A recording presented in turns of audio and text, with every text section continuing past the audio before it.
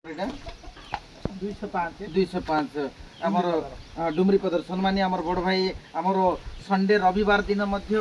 काम करबा को आछंती कार्य केमती कोड त्वरान्वित हो बोली डीएलओ सुपरवाइजर भाबले ग्राउंड जीरो रे आस्थिली आमर दीदी संगे मध्ये कथा हेली बड़ भाई संगे मध्ये कथा हेली बड़ भाई आमर केते अनमैपिंग भोटर अछंती आपनकर बूथ रे ये कैटेगरी मो पाखरे 10टा भोटर रही छंती हां बड़ भाई सेटा भूल वसत हां हां ये रे हमें भूल मैपिंग करिवारु सेटा मैपिंग हेई पबे जा फल रे से गोटे प्रॉब्लम रहउची आ सी जो भोटर गुडा को हमर भूल होई सेटा कि अन मैपिंग सुविधा आसीले हम सेटा चेंज कर दो ठीक अछि आ किछि गाइडलाइन दरकार अछि बोली ए जिंस बाबू चंती पंडा आज्ञा को आपण जोगाजोग करथिले तो आपनकर सरनेम भोटर केते अछंती सरनेम भोटर दुईटा अछंती गोटे मिश्र घर आछंती गोटे ठाकुर घर आसी गौड़ एवं ये हमर माजी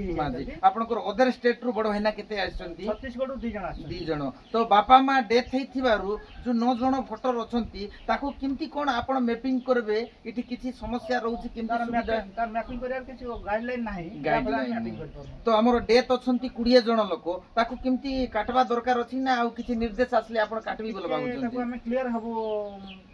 पंडा वगैरह को से डिक्लेयर हेले सेटा हमें काटी दबो पड़ेटा आउ आपनकर निज बूथ रे जो रिपीटर 10 जण अछंती ताको किमती कोन काटबा दरकार अछि बोली आप ये काटिया पड़ो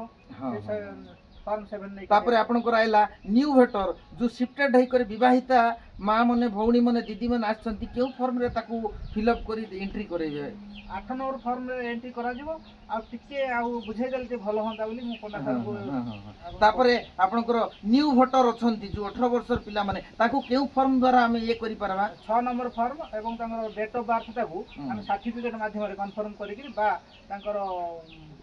अंगनवाड़ी को आनी थिबा बात सर्टिफिकेट से अनुसार तो देखा जाउची बेले बेले जो रिपीटर रहउची आपनकर तरफ रु ऑफलाइन रे करले आ तो रिपीटर ता काई की गोटे बूथ रे आउर थरे आसीची